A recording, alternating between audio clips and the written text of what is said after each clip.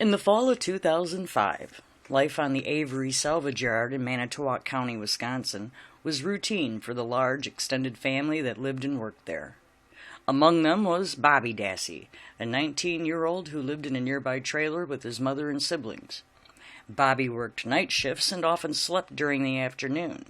At the time, few could have imagined that he would soon become one of the most scrutinized figures in a case that would gain international attention.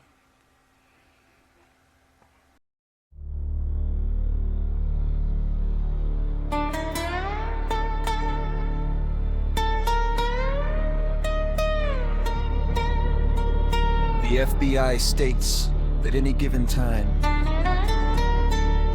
in the United States alone, there are 25 to 50 active serial killers. Now imagine across the world.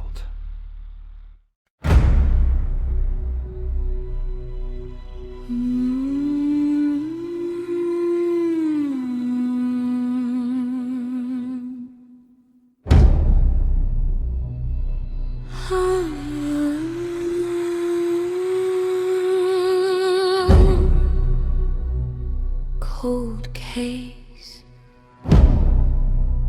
colder eyes, names on the wall that never die, footsteps down the hall. You feel them breathing through the crawl space, crawl.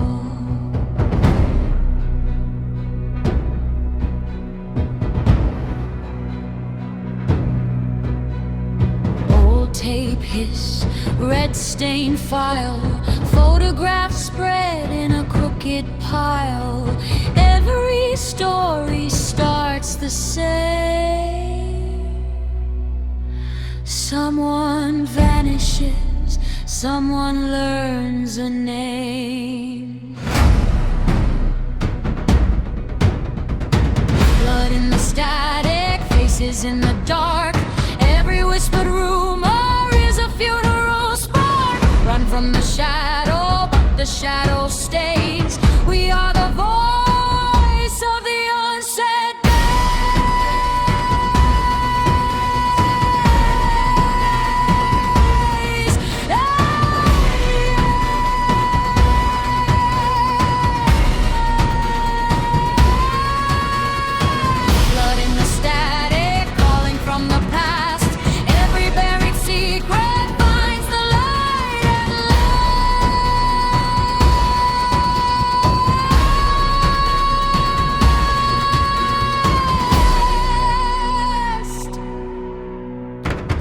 Ticks twice in the empty room.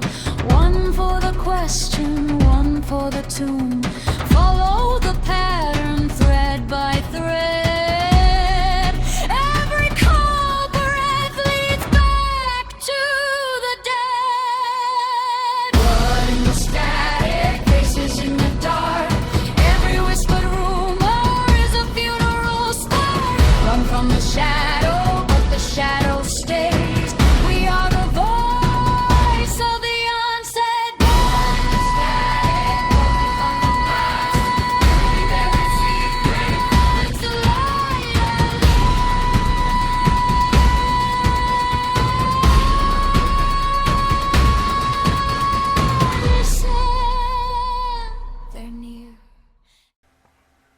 On October 31st, 2005, photographer Teresa Halbach drove to the salvage yard to photograph a van for classified listing.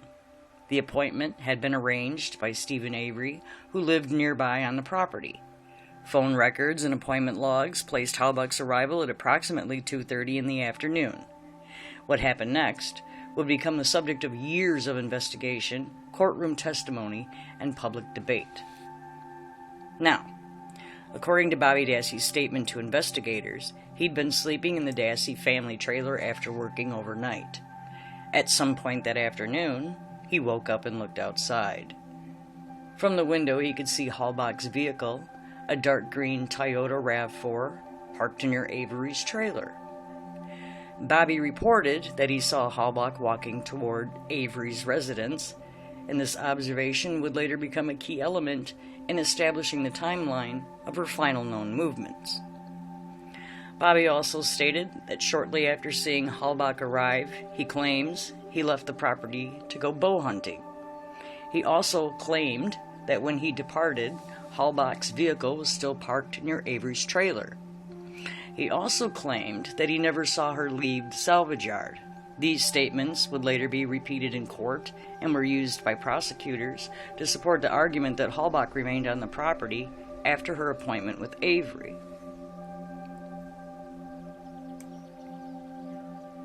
Three days later, on November 3rd, Halbach was reported missing.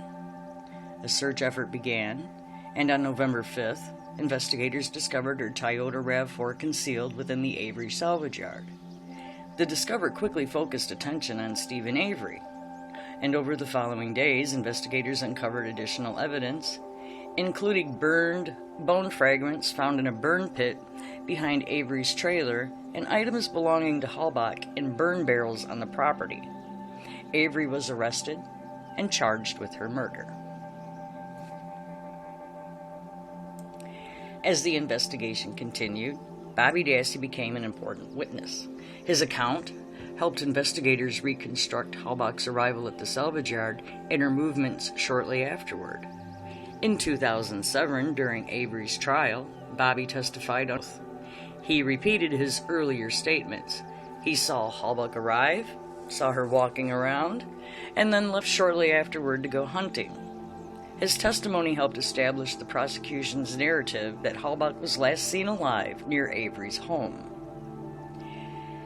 At that same time, the investigation also involved Bobby's younger brother, Brendan Dassey, who was questioned by investigators. Brendan eventually confessed to participating in the murder alongside his uncle Stephen, and that confession became a central piece of evidence in the prosecution's case, although it later became highly controversial and the subject of extensive appeals. Years later, attention returned to Bobby Dassey as new legal strategies emerged in attempts to challenge Avery's conviction. A major point of discussion involved a computer located in the Dassey household.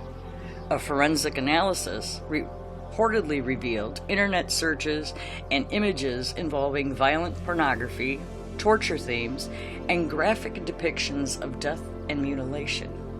There was none of these searches and sites on Avery's computer.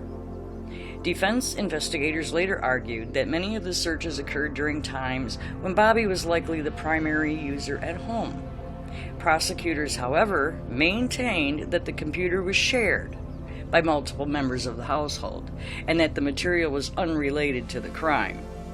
Now, do they even know the stats on this? I mean, more men are apt to commit these crimes after viewing things like this, and we know this. It can be proven. After controversial development came when Avery's appellate attorney, Kathleen Zellner, proposed an alternate suspect theory involving Bobby. Investigators working with Zellner suggested that Bobby might have seen Halbach leave the property and follow her. According to this theory, the crime might have occurred somewhere away from the salvage yard, and the vehicle could have been returned to the property later. Around this time, Bobby also burned down a trailer on his property. This theory gained further attention when a witness came forward years after the trial claiming he had seen Bobby pushing Halbach's Toyota RAV4 with another unidentified person. The sighting allegedly occurred near the salvage yard sometime after Halbach disappeared.